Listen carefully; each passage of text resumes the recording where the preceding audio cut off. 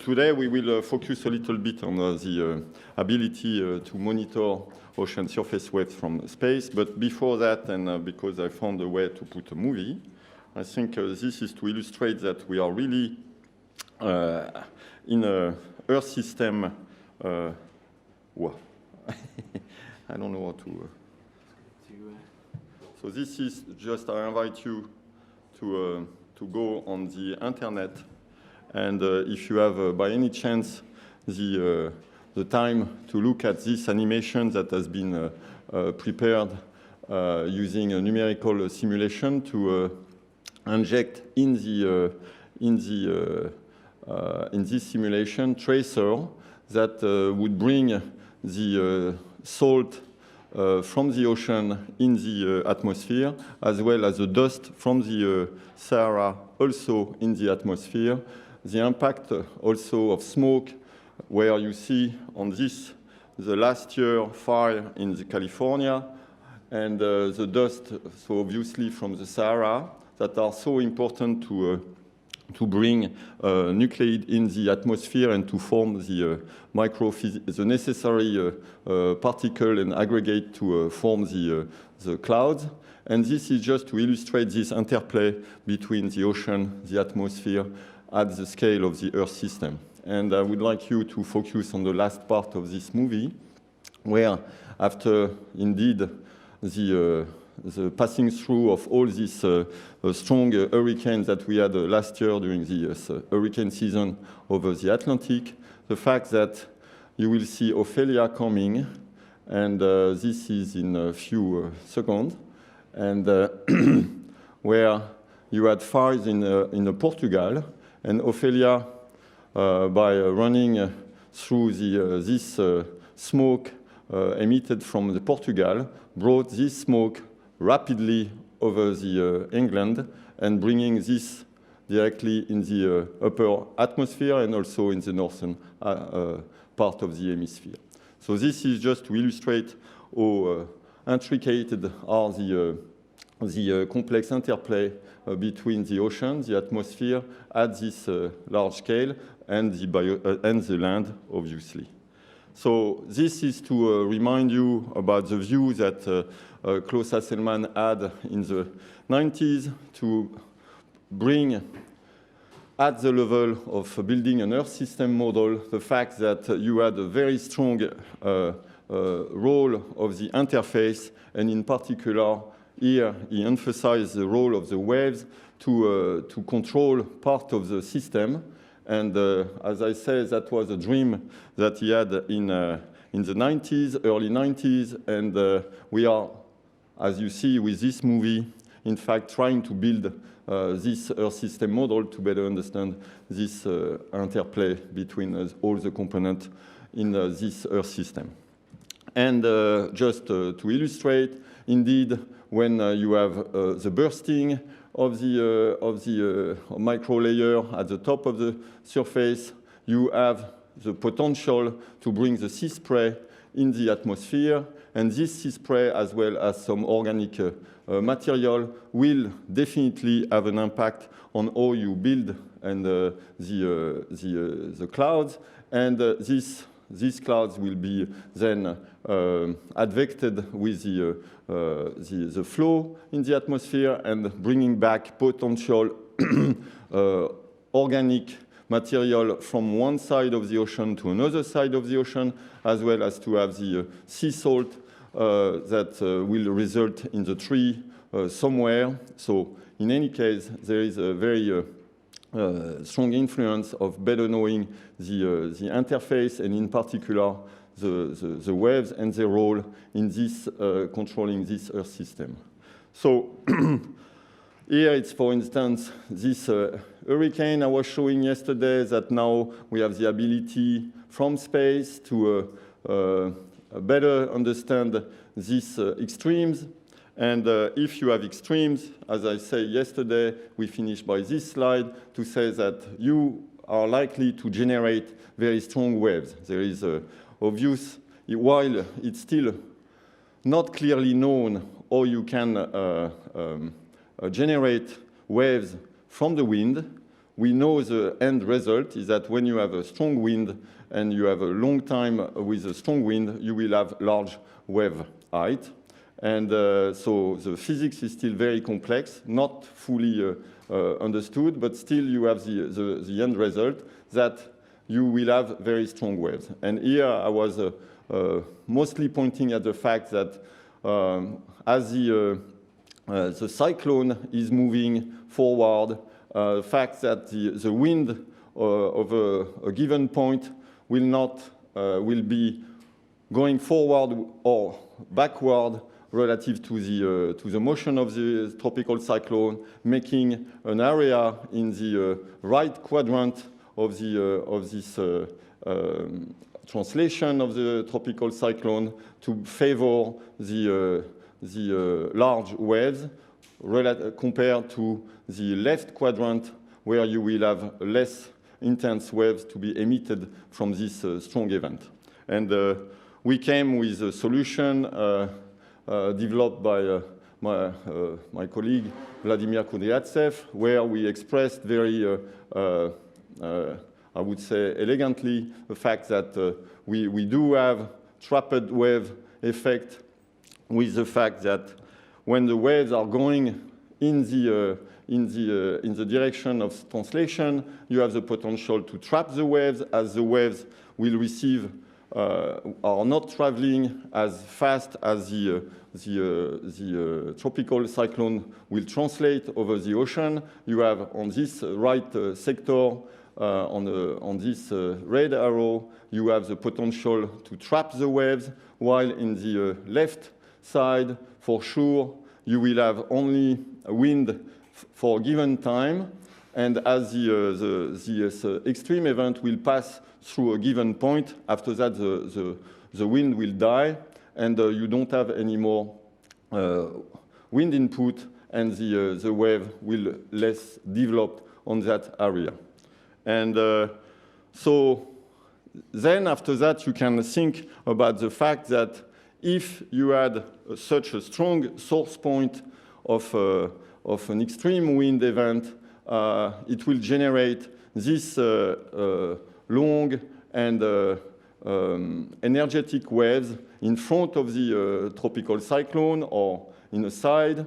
And as the waves are emitted from this source, they will travel with their own group velocity, as the energy will be transported over the ocean with their own group velocity.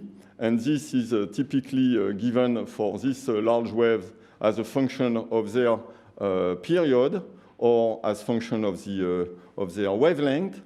So the longer the swell, the faster they travel over the ocean. And they will, in fact, to first order, we can say that they travel along the grid cycle at a given their initial propagation direction. They will follow, straight line if they were moving over a plane, but since we are over a sphere, they are following what we call grid cycle, and this is, as you may imagine, the waves will just be triggered all over the basin, and we have probably the potential, and that's what I will show you, to follow these waves over the full basin and to recognize the source, and then after that to study the intensity of the extremes. So in any case, this principle is illustrated here. So here in the blue, this is a typical track that you could have from a satellite such as Sentinel-1. Sentinel-1A at that time is going up. You have for this from this Sentinel-1A and B, you have the so-called wave mode, which is a mode that makes the acquisition of small image, and I will come back on this, from this radar every 200 kilometers, and you have 20 kilometer by 20 kilometer type of images every 200 kilometers. So in fact, it looks continuous, but you have 1 point every 200 kilometers.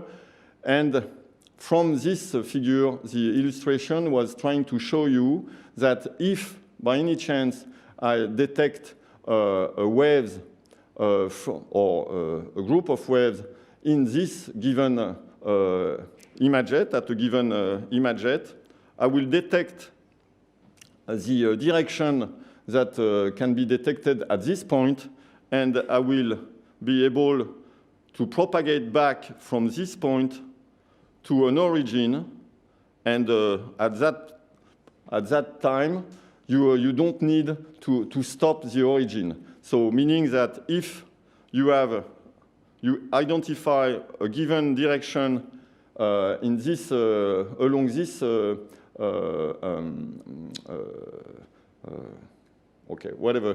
along this Sentinel-1 path, you have the potential to say that the waves that have been able to travel to this point originate from the Indian Ocean, as well as if they were detected in the other direction, they originate likely from Japan. So from Japan, they will follow straight line over a sphere or this great circle, and they will end up here. So in any case, this is what we try to apply when we look at a given hurricane. So this illustrates a case where you had this descending path from Sentinel-1 at a time, just after, at a given time. So you detect, for instance, this is in the right. Here you have an insert that's a typical small imaget. We call them from the Sentinel-1. So it's 20 kilometer by 20 kilometer imaget.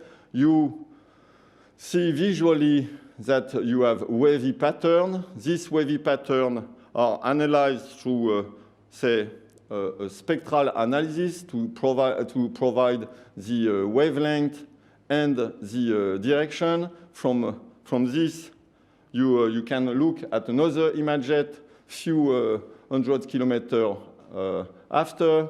Then you see that you detect another direction and other wavy pattern, and so on.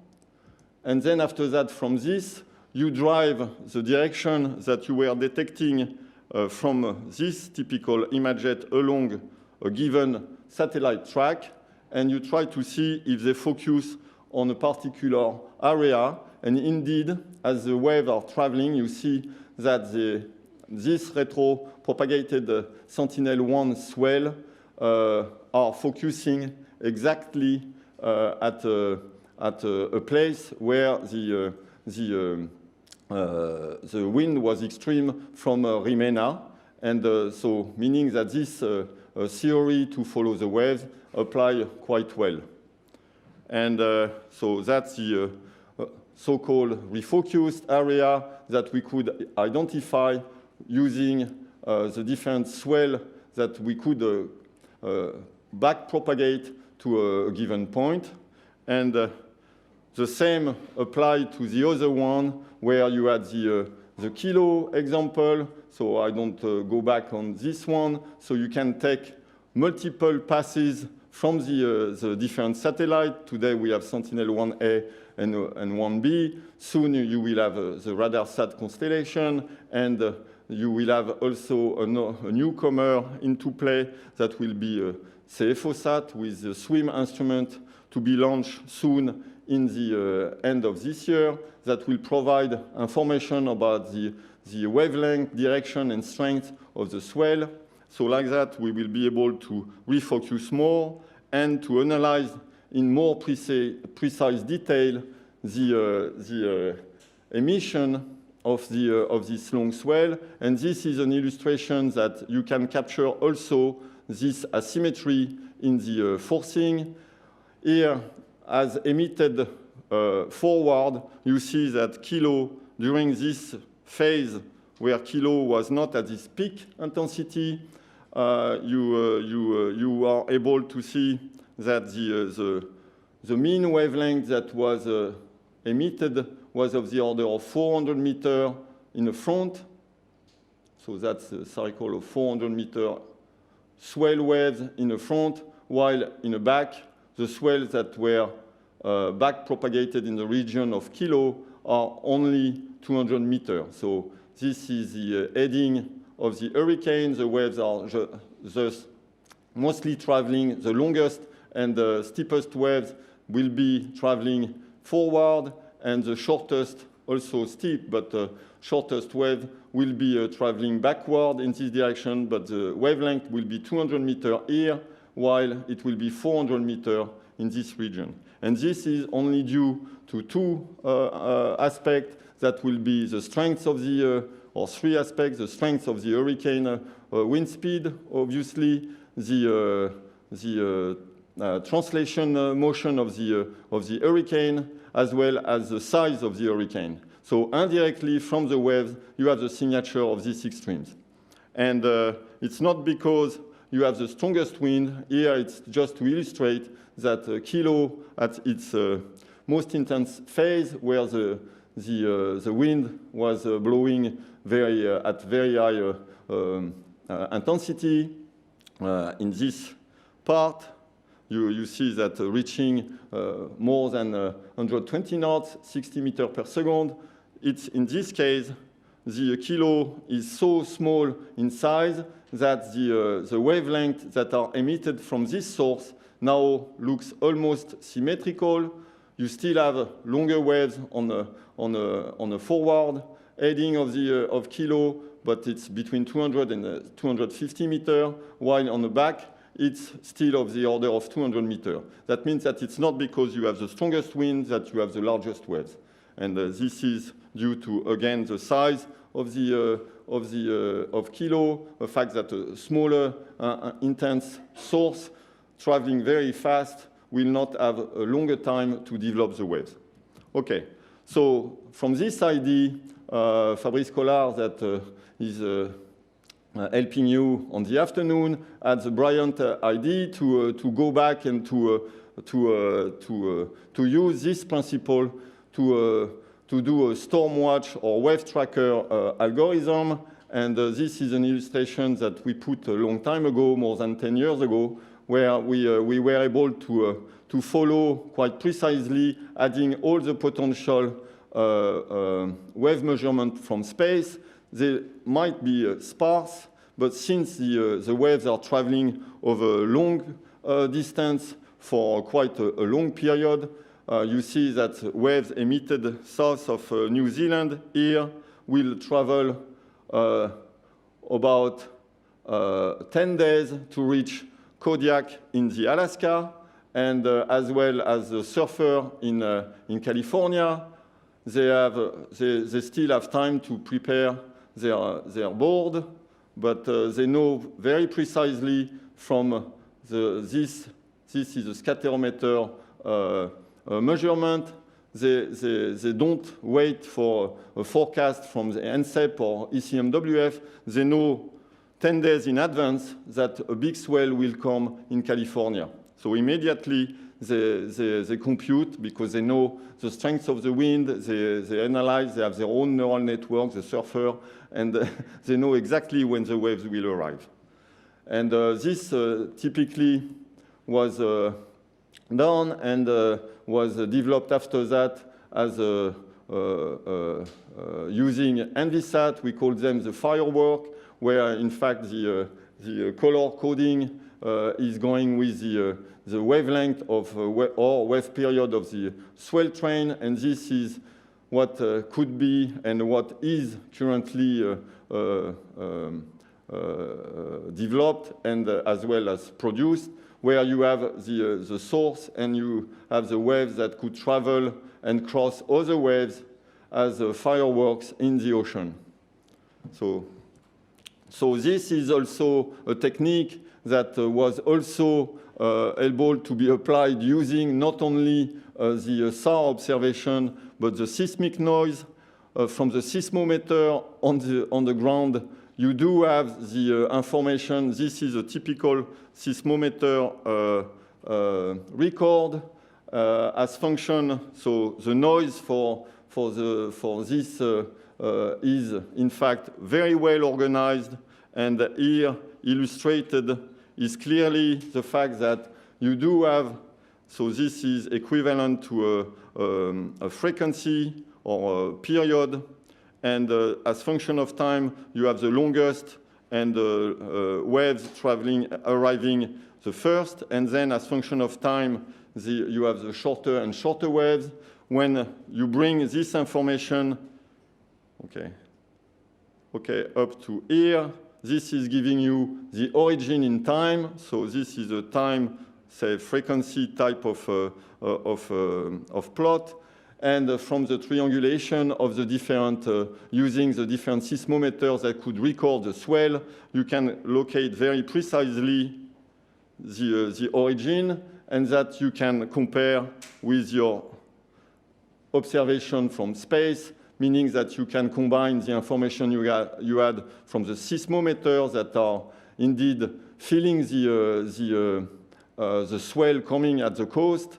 You can combine with your measurement to have a very precise location and intensity of your extreme. This work was done by Romain Husson and published a few years ago, and this illustrates the combination of the different data. So in situ could be also seismometer.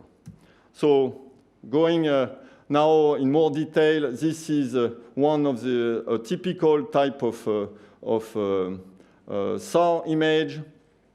I will insist on the fact that this is not an optical direct measurement of the waves. It's very indirect, and it's not to be interpreted, even if we would like to interpret it very directly as swell train, it's not.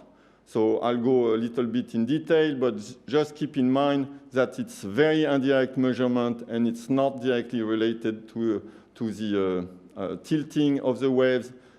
There is a very strongly nonlinear process going on, and so the inversion is not direct. But in any case, we were very happy to see one of these first SAR imagejet from Sentinel-1 on its first track over the Pacific.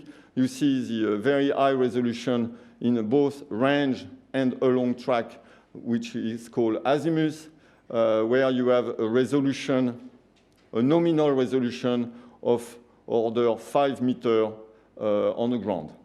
So on this, immediately, indeed, you can perform a so-called Fourier spectral analysis, and on this, you can identify immediately the different, here it's a regular swell of 400 meters, so this corresponds to the regular swell. You have the long swell that also are the forerunner, probably associated with the storm, that are still the relic of very, very long swell of 800 meters, meaning that you had a super strong event that could create this swell. 800 meters generally correspond to a very, very, very small amplitude. Don't be worried. And after that, you had the short swell of 200 meters, and combined also with a wind sea of the order of 150 meters. So you see that the waves are probably non-locally generated. At a given point over the ocean, you have the contribution from different swell fields that have been emitted from the different storms that occur generally at higher latitude. And this is typically what we have at a given point. So to go fast, the synthetic aperture radar, if you are not aware of it, you see directly the product, which is an image, but the principle, the beauty of this instrument is that the records as function of time, the signal amplitude backscattered to the antenna, and the phase, that means the time evolution of this backscatter, and over an area where the surface is not moving, this can produce a way to build the image. Unfortunately, obviously, over the ocean, it's not the case, and it's why it's not a direct measurement of the ocean waves. We do have seemingly wavy pattern, but it's not directly to be interpreted as the ocean swell. So we do have to develop an algorithm. It's not the same as a real aperture radar, such as the SWIM instrument that will be on board CFOSAT, or as we want to promote the SCHEME instrument, which will be a measurement more direct than the synthetic aperture radar. But in any case, one decisive breakthrough came from colleagues in Norway, Geir Engen and Harald Jonsen. They proposed to use the fact that the waves are still in evolution during the acquisition. So even if the acquisition to produce a typical wave imagejet, a wave mode product from Sentinel-1 will be of the order of few seconds, because the satellite is going at 7 kilometers per second. So you go through a 20 kilometer area in 3 seconds. So even if you have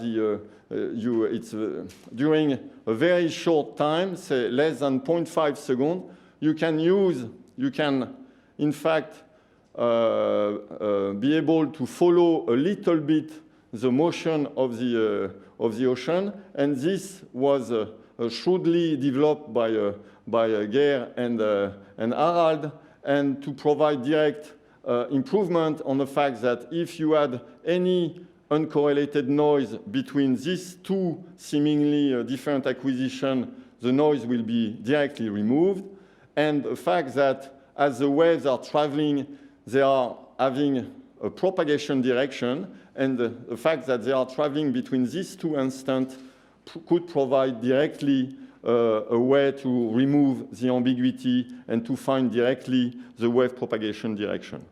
So this was a philosophy that we developed together, and that still, and I would think that this is too old, but that's okay, because we developed it say that more than 20 years ago, and this is the algorithm that is still currently applied to interpret the Sentinel-1 data.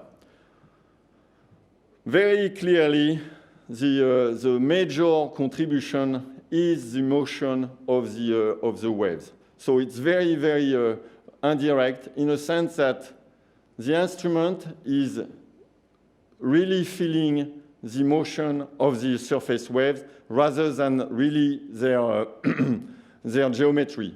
It will be contrary to what I will show after, using optical measurement to derive ocean waves from satellite measurement. This time, we have to concentrate on the fact that as the waves are going up or going down towards the antenna, you will have a misregistration that will be proportional to this local velocity. So this is very bad over the ocean, because you have too many motion. Especially you have wind waves that are fully random, and this is a blurring effect on the interpretation of the spectral analysis we can perform. But one key is helping is that we see very well this is a wavy pattern. You think that this is over the ocean, but not at all. This is over ice. And these are waves that are traveling in the marginal ice zone. And in this case, the wavy pattern you obtain is directly related to the vertical motion of the swell deforming the ice. And because there is the amplitude of these waves, and there is no direct geometrical effect to measure the waves. This is only an artifact, but in fact it's a good artifact, that the precise measurement of this velocity for a given point will help to give you an image of the swell traveling in the marginal ice zone.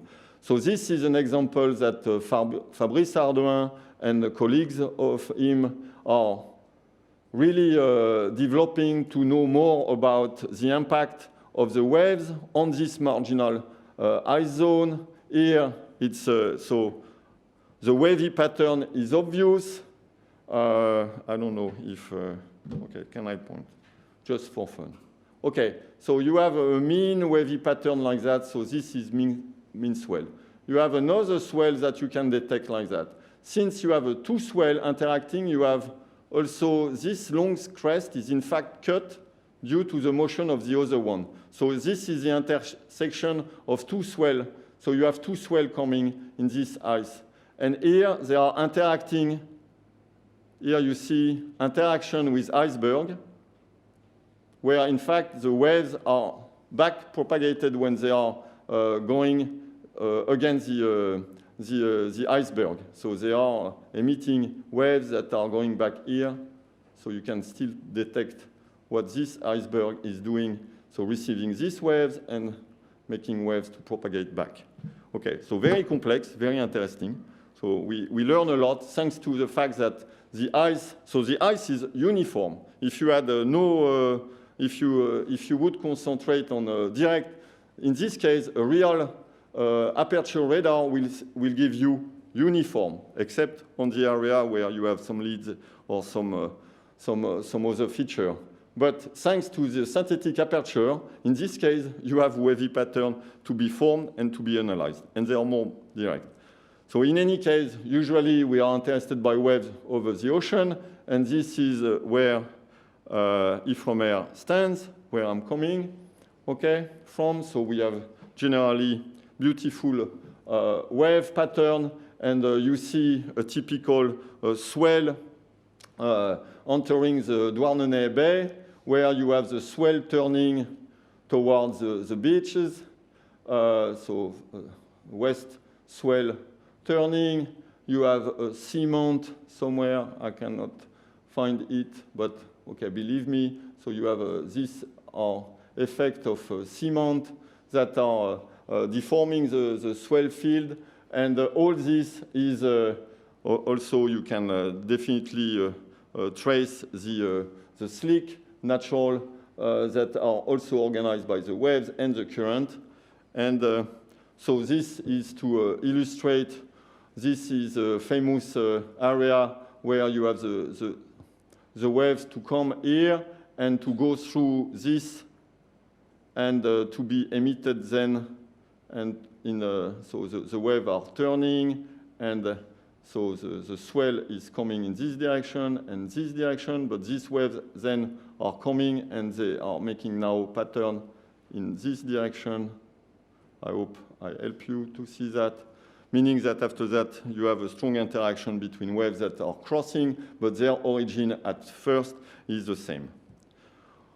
And as well as in the Wesson Island, you do have the trace of the current and the transformation of the waves in this strong tidal current area.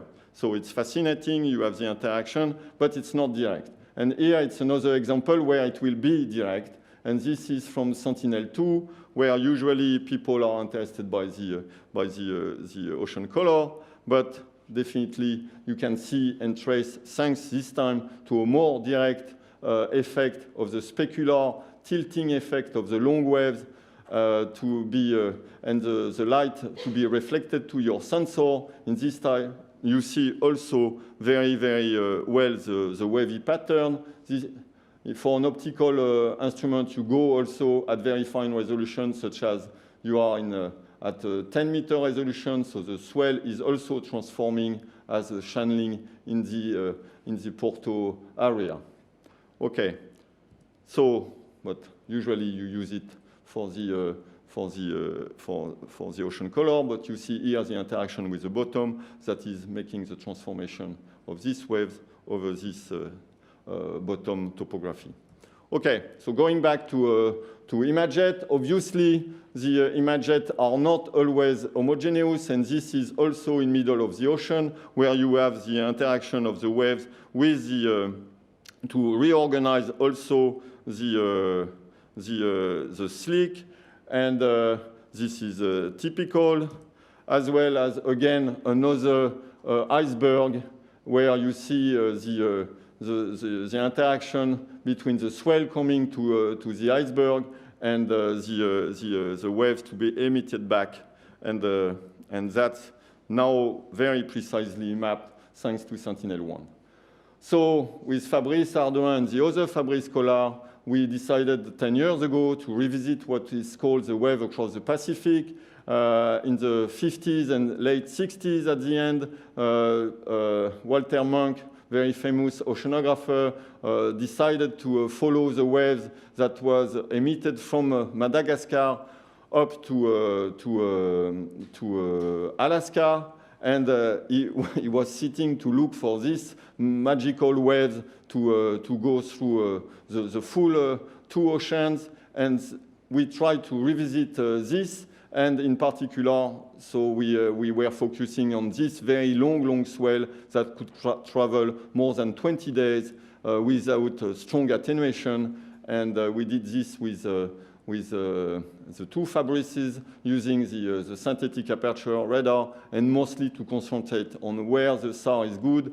It's only good to reveal the swell and the swell direction. So that's what we did. And again, the famous first fireworks that we were able to produce more than 10 years ago, and that now is using all available data to make sure that we have the full interpretation of this wave traveling over the ocean. But at that time, we did not have the precision exactly of Sentinel-1, and this is one example where when the swell, that's beautiful. The character is in Chinese now. Okay, this is from Alexis Mouche. Probably, no, it's not Chinese. Okay, so whatever, I will complain.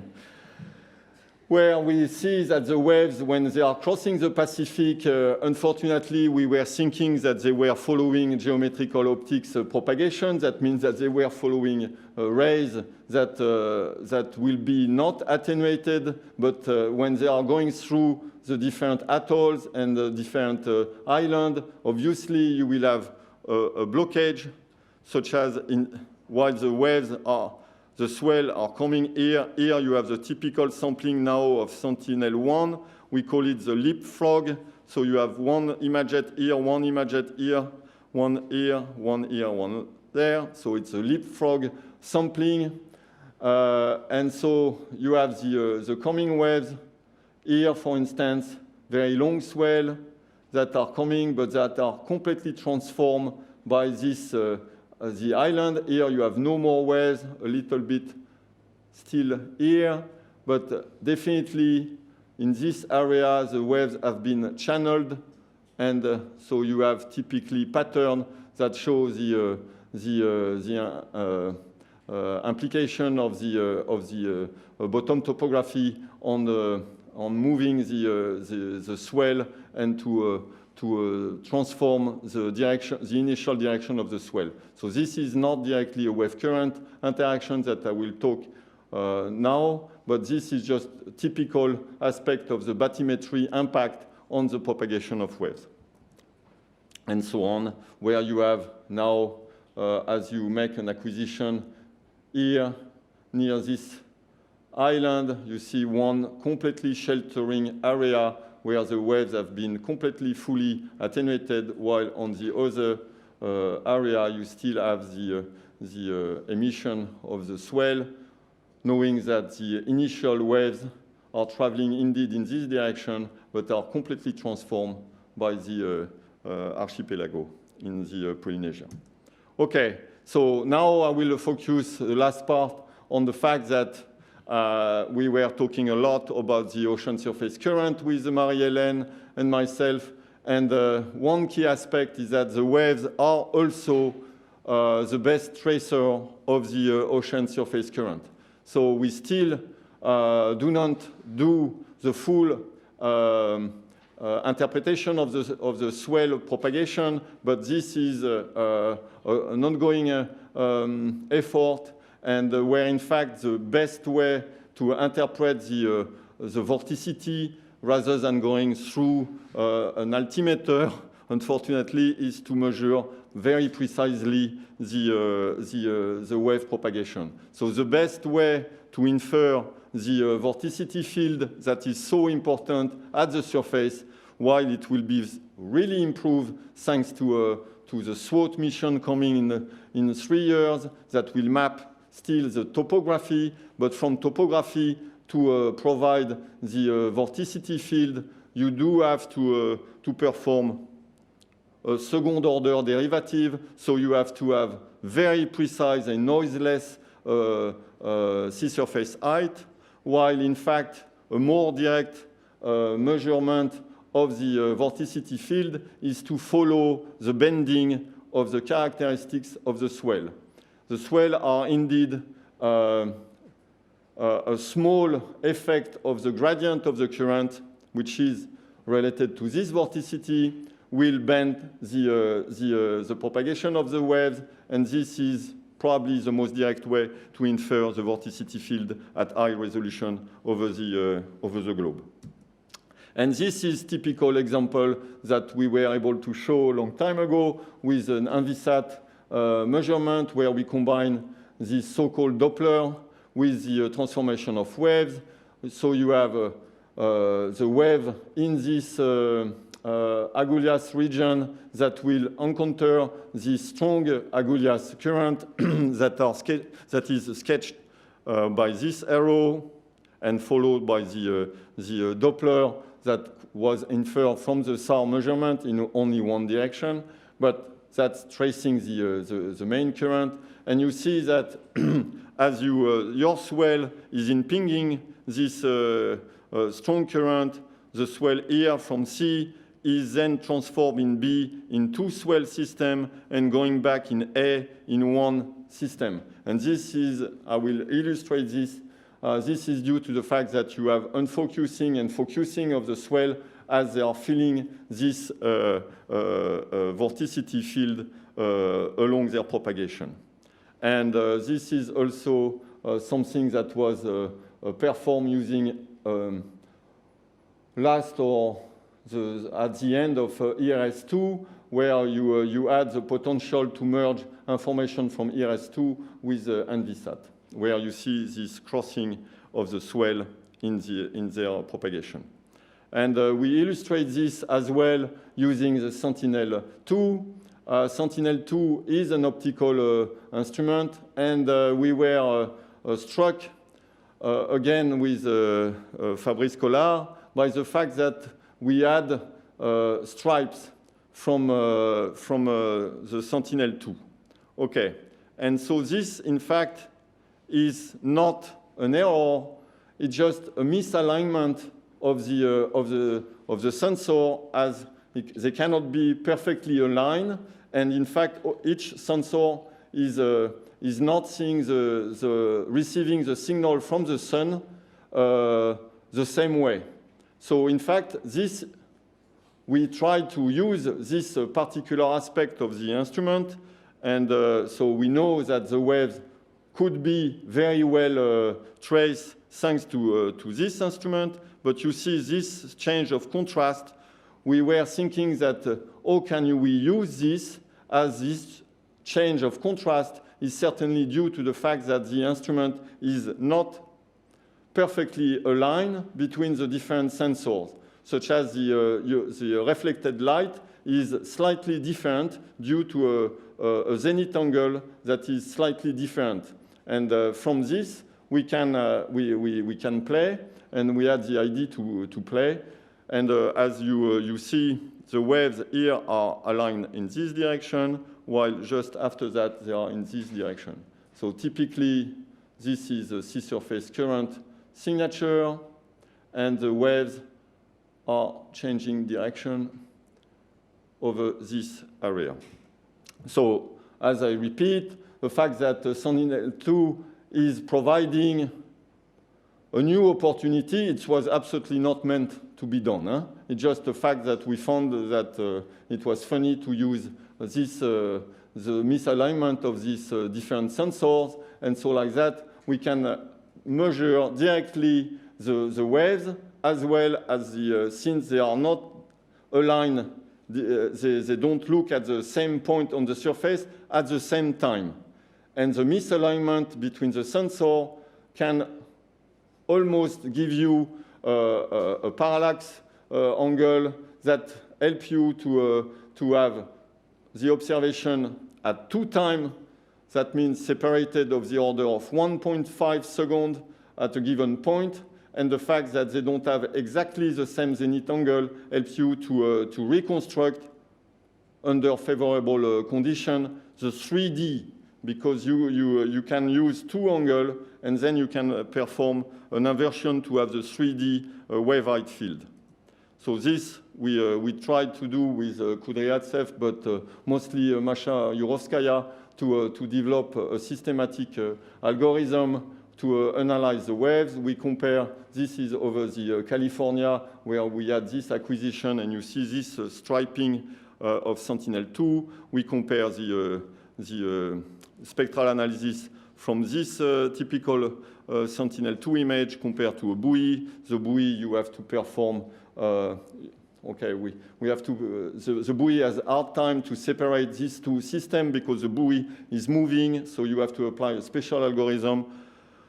And so, meaning that this is not that easy to interpret sometimes in situ measurement for waves, while the Sentinel-2 can provide more direct measurement.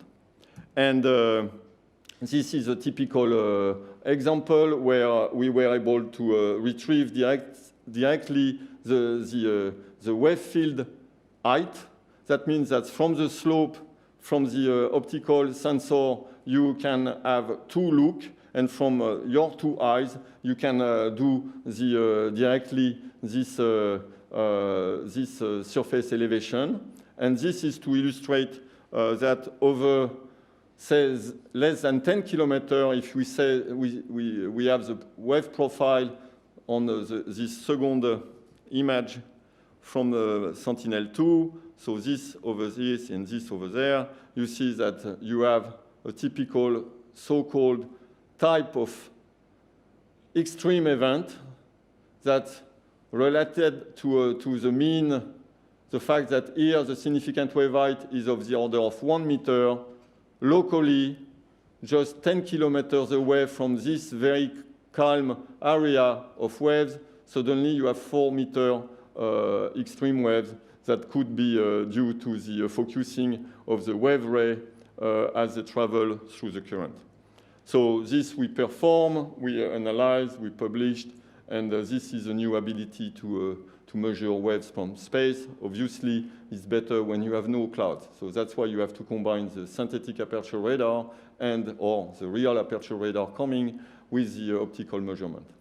Again, we could compare with the low resolution from the altimeter geostrophic current. We see typically that we will have some wave enhancing phenomena near the boundary of the current. Here you have no waves, here you have large waves, so typically over a few 20 kilometers you have a very large change of the wave condition. And this is due to this and illustrates simply that the wave rays that can travel and are completely bent by the vorticity field and indeed could be trapped, such as the wave will follow completely the boundary of the current.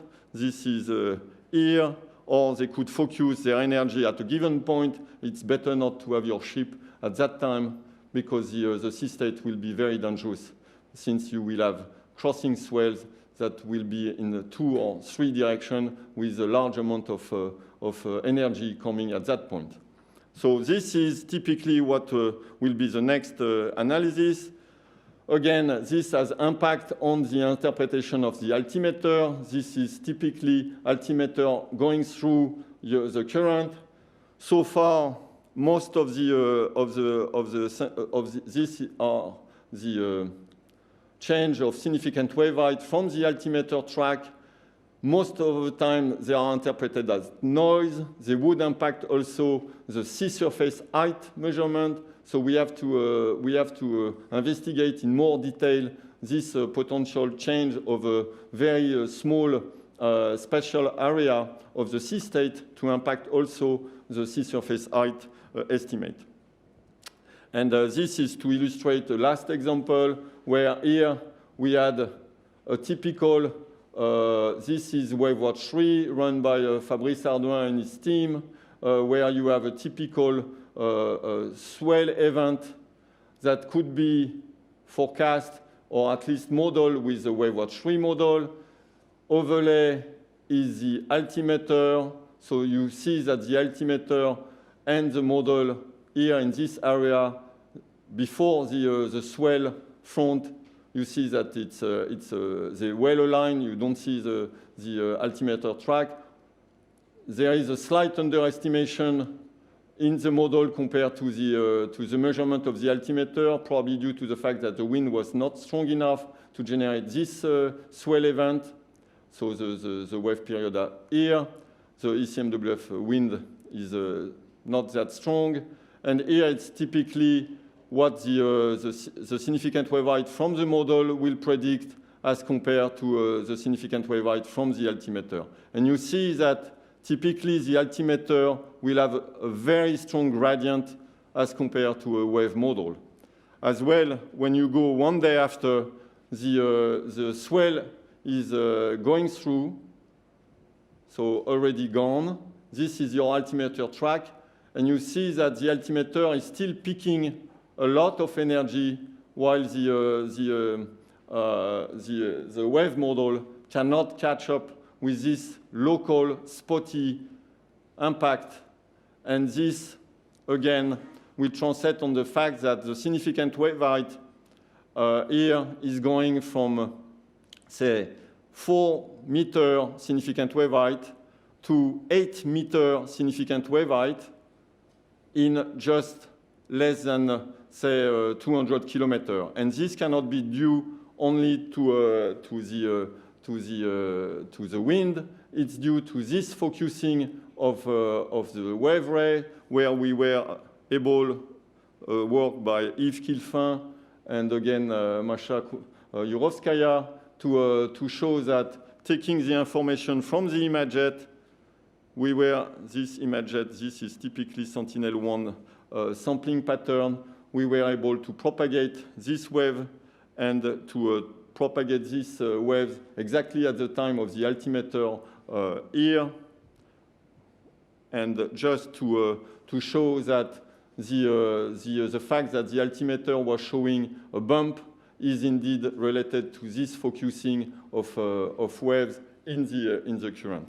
So this is the last slide, or I hope.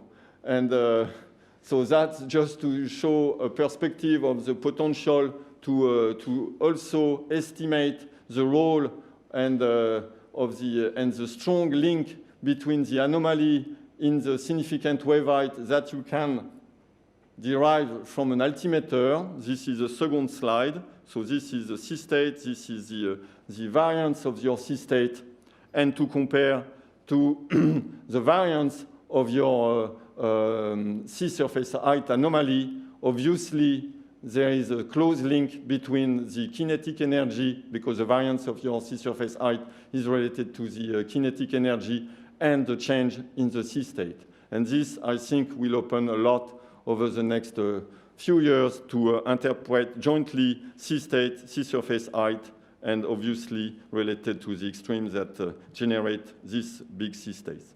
Okay, I would like to thank you.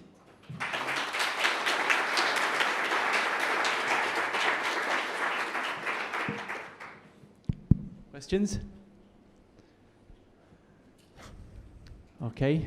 Well, I have a question about the fireworks.